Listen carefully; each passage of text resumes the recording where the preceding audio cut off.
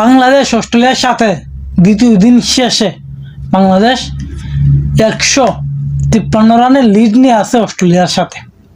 কিন্তু আজকে বাংলাদেশ যেভাবে ব্যাটিং করছে অসাধারণ। মানে আমরা যারা দর্শক আছি বাংলাদেশের, আমরা ভাবতেই পারি না যে অস্ট্রেলিয়ার সামনে বাংলাদেশে এইভাবে খেলবে, কল্পনার বাইরে। কিন্তু আজকে যেভাবে ব্যাটিং করছে বাংলাদেশে এক কথা অসাধারণ,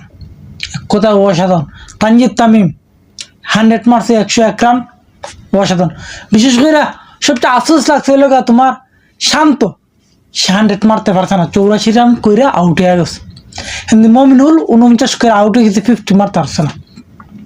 মানে দুইটা প্লেয়ার, একটা 100-এর দ্বারা কাছে গিয়া আউট হয়ে গেছে, আর তোমার একজন ওই 1 রানের 50 হয়েছে না মমিনুলকে। দুইটা জিনিস খুবই আফসোস হয়েছে। একজন একটা 50+ রান হইতো, আর শান্ত যদি 100টা মারতো আরো ভালো হইতো। সবচেয়ে খারাপ লাগছে কোন উইকেটটা করতে পারবে তোমার মুশফিকের। রান করছে ভালোই, 36 রান করে গেছে, কিন্তু তার হুকেটটা এক করে বাইরে দিয়ে আইছে। মানে কারো হুকের দিকে যদি খারাপ লাগে তাহলে মুশফিকুর হইবে। মানে বাজে একটা শট মাইরা আউট হয়ে গেছে। আর না গেলে যেইভাবে খেলার স্টাইল আছিল, টানায় 2-3টা উইকেট গিয়া 6 উইকেট গিয়া বাংলাদেশ 153 রানের লিডে আছে। 351 রান করেছে বাংলাদেশ।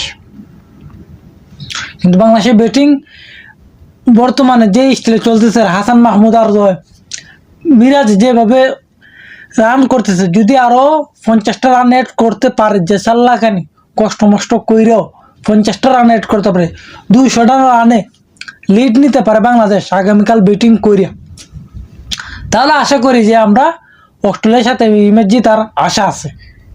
আরো 50টা রান করতে পারি, কারণ এটা 100 যে এই টেস্ট জিতার আশা আছে বাংলাদেশের। কিন্তু এখন দেখার বাকি যে আগামীকাল মিরাজ, হাসান মাহমুদ, তাইজুল, ইবাদত আর তোমার তাসকিন, এই বোলার মিললা 4-5 মিললে তো 50টা রান করে নিতে পারে। 10টা করে রান এনাফ, আর লাগবে না। ম্যাচ দেখবাই জিতে গেছে বাংলাদেশ।